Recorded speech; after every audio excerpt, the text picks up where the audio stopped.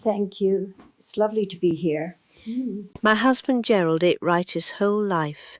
Oatmeal every morning, soup at lunch, something light for dinner, no alcohol, no fatty pork chops, nothing excessive. He used to say, "Midge, look at me. This is how you're supposed to live." And I'd look. He died at 79, perfectly healthy on paper, and his heart just stopped in his sleep. I'm 106 years old, and I haven't had a stomach for 30 of them. The surgeon told me back in '94 that I'd probably last a few years, that I'd never eat normally again, and that my quality of life would be diminished. That was the word he used, diminished, like he was talking about a piece of furniture. I was 75 years old, sitting in that office, nodding, and thinking about Gerald and his oatmeal. If you're watching this right now and thinking, that's impossible, 30 years without a stomach and still at the table, well, here I am. It didn't start with pain. Well, there was pain, but I chalked it up to age. I was past 70, and I'd decided that past 70 everything hurts, and that's just how it is. I spent my whole working life as a dietary aide at the hospital, carrying trays, helping patients eat, explaining what they could have and what they couldn't. 30-some years of feeding other people, and I knew food inside and out, or I thought I did. Turned out my own body had been quietly doing something else entirely, while I was arranging everybody else's plates. When the doctor finally said the word cancer, I didn't quite hear it at first. He was saying other things, about the stage, about options, about surgery, but I was looking out his office window. There was a park out there, and the leaves had already gone yellow. It was September. Then he said the surgery was unavoidable, that the stomach would need to come out completely. I asked, "Completely?" He said, "Completely." And then he added those words about my quality of life being diminished. My daughter Carol was sitting beside me, holding my hand, and I felt her grip go tight. I was 75. Gerald was alive then, 78, waiting in the car because he couldn't stand hospitals, never could. I came out and he asked, "Well, how'd it go?" I said, "They're going to operate." He took my hand, and we sat there in the car without saying anything for maybe 5 minutes.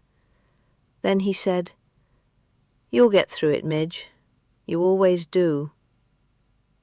3 years later he was gone, and I was already living without a stomach. Without a stomach. 30 years, though I had no idea back then it would be 30. Still at the table, and he's not there beside me. After the surgery I became careful. No, that's too mild a word. I became frightened. Everything I ate, I'd mentally weigh it first. Too fatty? Too solid? Too acidic? The doctors gave me instructions. Small portions, 6 times a day, slowly, don't rush. Carol made me a schedule. I followed it like a job.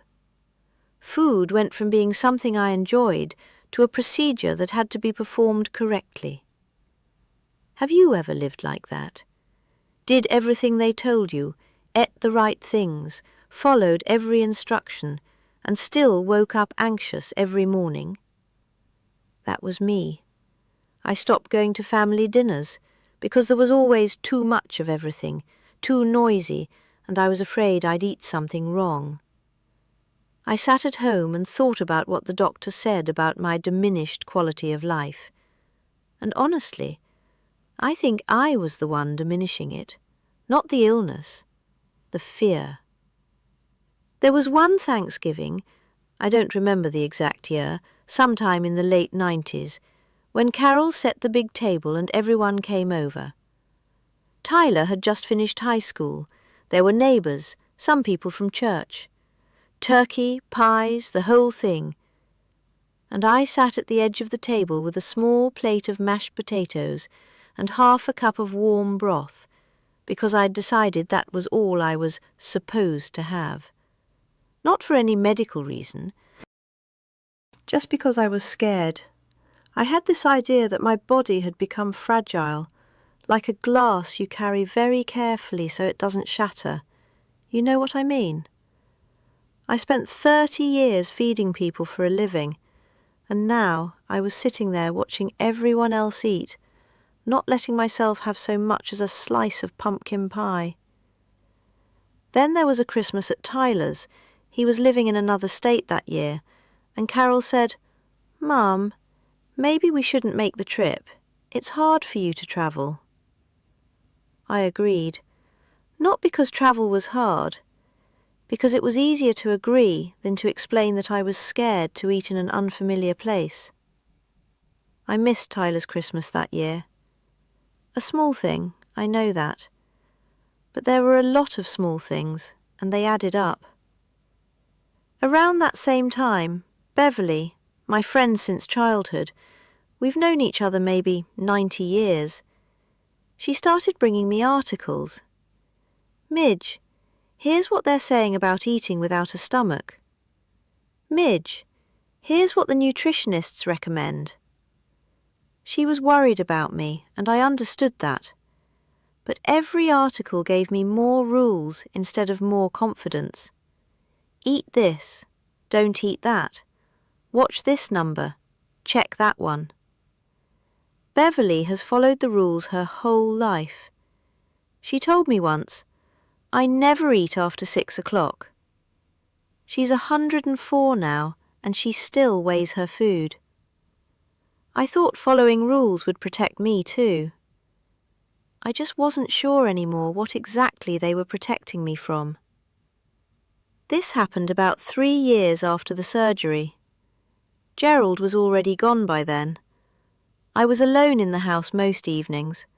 Carol came by every day, but the nights were mine. One evening I was just sitting there, no particular reason, and I started thinking.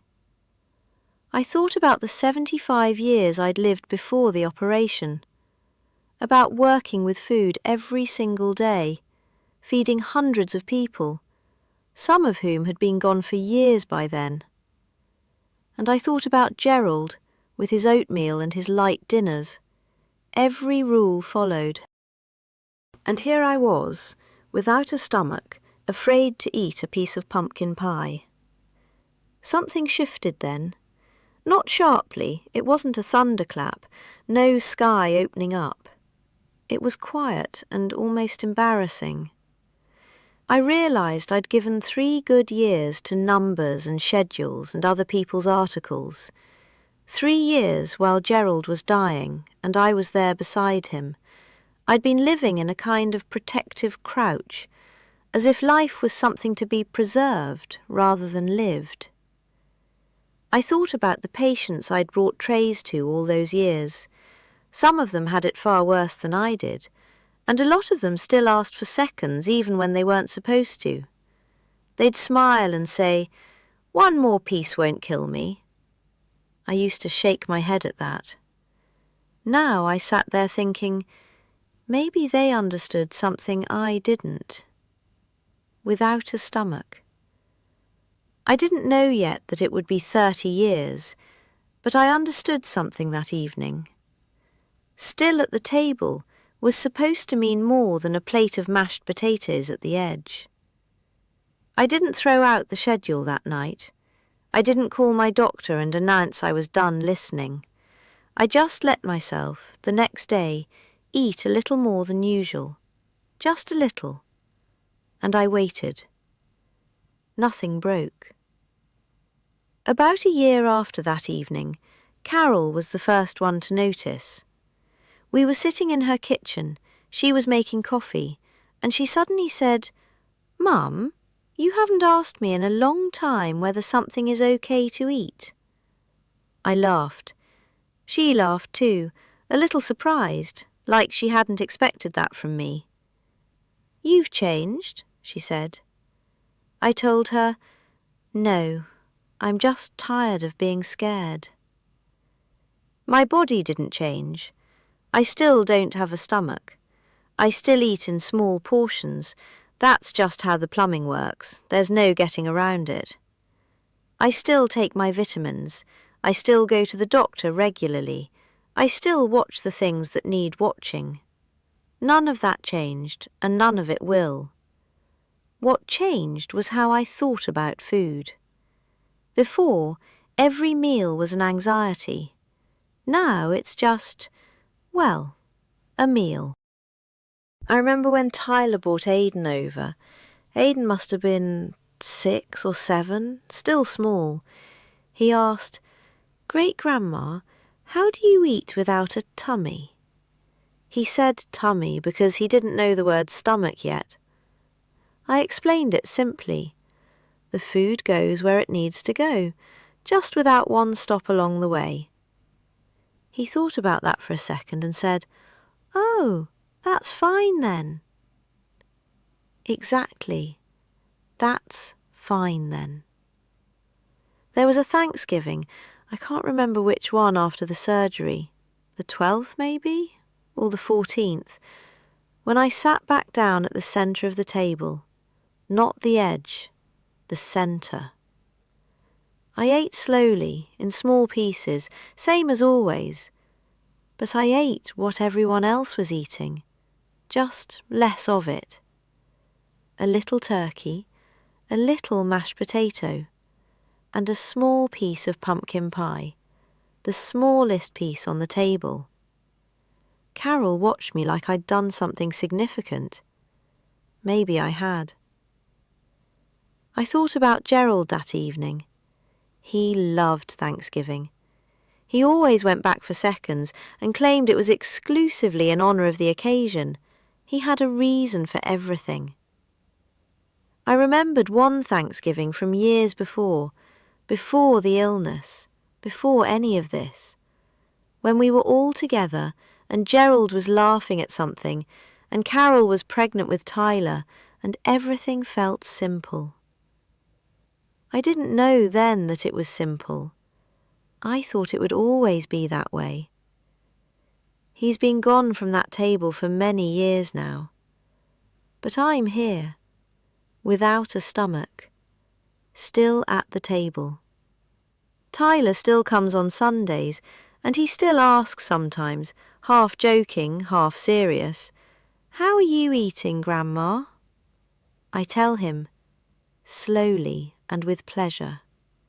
He shakes his head and laughs, and there's something of Gerald in that laugh. That same look, half disbelief, half something he can't quite name.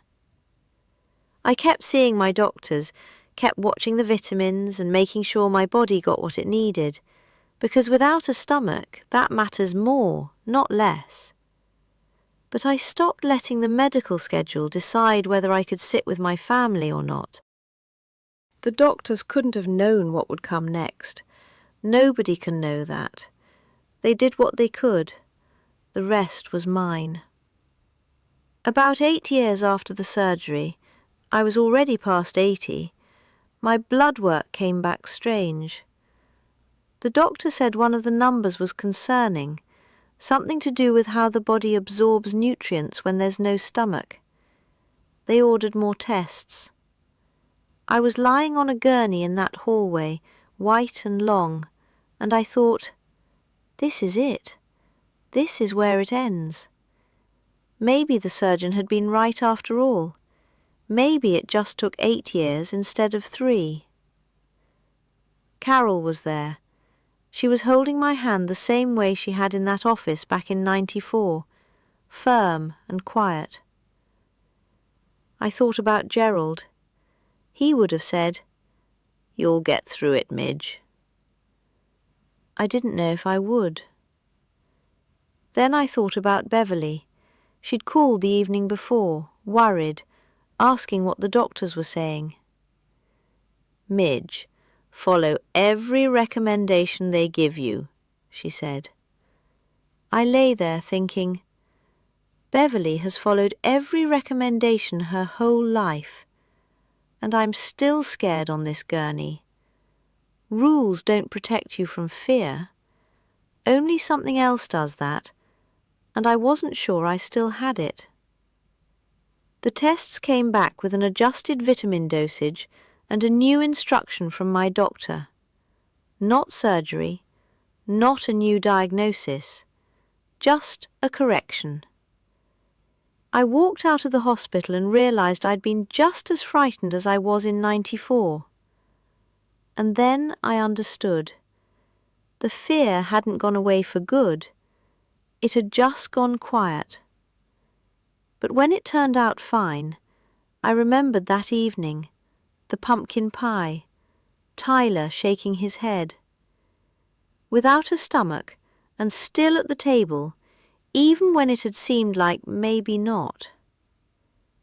Aidan is 14 now. He's grown into a boy you can't help but watch, tall, loud, phone always in his hand. Last Sunday he came with Tyler, and we sat at the table, and Aidan ate the way 14-year-old boys eat, fast, and a lot, and then again. I ate slowly, in small bites, same as always. He looked over at me and said, "Great-grandma, you're always at the table." I said, "Always." He nodded and reached for more. I want to be at his graduation. That's 4 years from now. The doctors will probably say what doctors say about a 106-year-old woman with no stomach, that it's difficult to predict, that there are risks. They're right, there are risks. But I've been hearing about risks for 30 years, and so far I'm still at the table.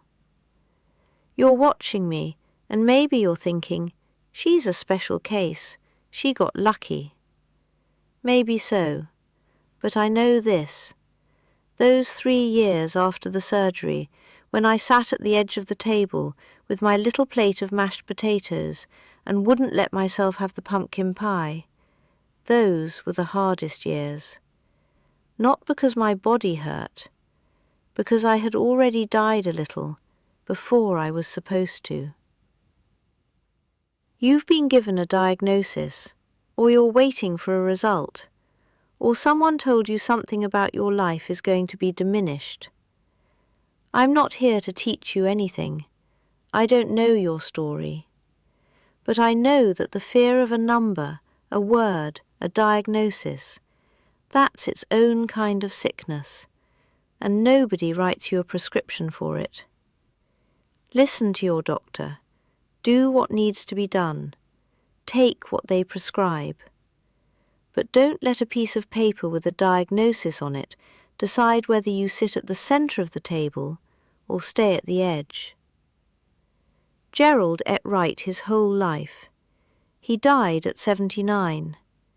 I'm 106, without a stomach. 30 years, still at the table. Maybe I'm just lucky. But luck doesn't hold for 30 years. Something else is keeping me here, and I honestly couldn't tell you what it is. I only know that pumpkin pie tastes better when you ate it anyway.